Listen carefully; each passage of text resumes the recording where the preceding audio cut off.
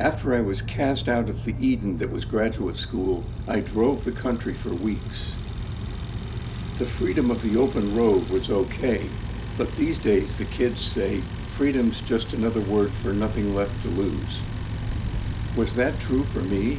I still had my whole life to live. And as I drove, it came to me. The American public needed to be awakened to the joys of cinema. And why did I have to play the game the way What's-More College wanted me to, with their damn doctorate? Allow them to be the choke point of enlightenment about the history of the cinema. And if I called myself a professor of film studies, who would be the wiser? I couldn't let them keep me from sharing the knowledge I'd acquired, and then there was also the little matter of making a living.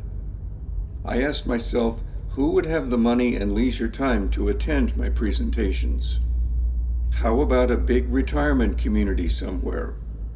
I did a little research evenings in whatever motel room I happened to be staying in, including checking out commercials on TV. So what are you waiting for? Come join the fun and treat yourself to a Villages vacation. And soon, after a couple of phone calls, I headed toward the Villages in Central Florida. Pretty depressing, the surroundings. Cookie-cutter houses, the stuff kids used to call ticky-tacky. The office wasn't much better. I had rehearsed how to sweet-talk the recreation director, and it went well as she took me on a tour. So they had a Bacall and Bogey theater, did they? Well, I was going to expand their horizons, and they were going to like it. Soon I signed a contract, they found me a little bungalow on the poor side of town, and I was in business. And soon business was booming. I was giving presentations galore.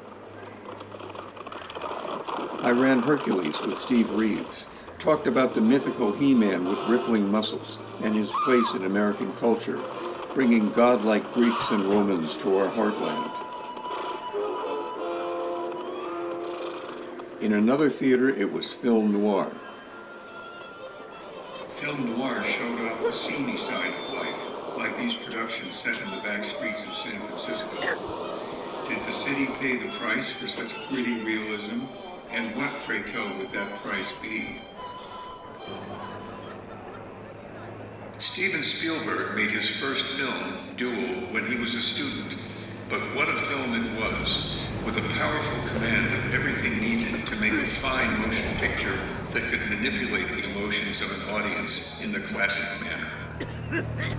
There's personification of evil, and here it's truckification. And then one day my doorbell rang.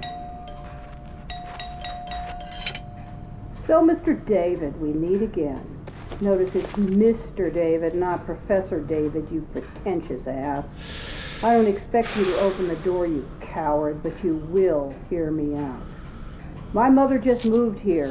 I came for a visit only to find your name splashed all over town. Couldn't miss it if I tried. I wish I could say I was shocked by your behavior, but knowing you, nothing would surprise me.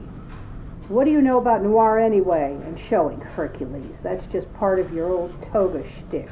Easy to pull off with these seniors. Steven Spielberg? Cynical, tugging at their heartstrings. What's next? Trotting out a Truffaut retrospective? And on and on. Well, Meyer David doesn't slink away from a challenge with his tail between his legs.